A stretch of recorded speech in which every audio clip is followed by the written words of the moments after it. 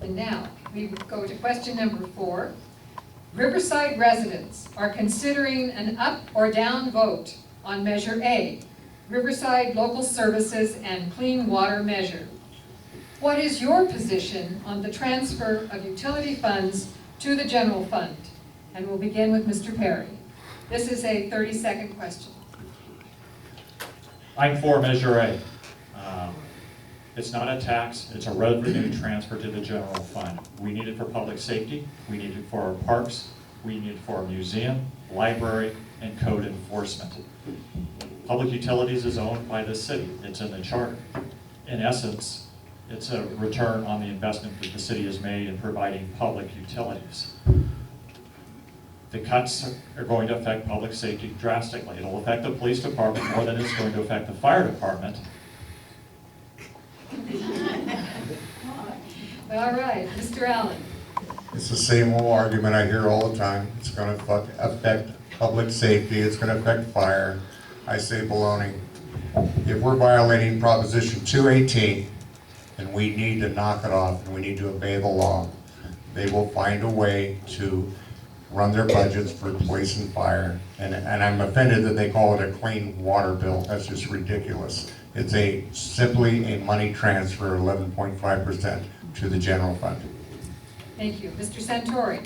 Yes, propositions should go in as the version that they are. Whatever that money is going to be set aside for, it should be in a separate fund. There shouldn't be transfers of money out. That way the people will know if an audit's done whether that money has been spent properly for what it was allocated for. I say no on A. Mr. Mahatatsi. I'm opposed to Measure A. I think it's just another money grab as the red light cameras. I think the funds should go and allotted to the funds that they go specifically to. If we start going down this road, we're going to be looking like LA pretty soon. Mr. Andrews. This is really hard to answer in 30 seconds. It's a very big issue, but I am against Measure A, partly because of the way it's worded, partly because it's a percentage, which gives a future revenue. If they want to raise revenue, they just raise the utility rates.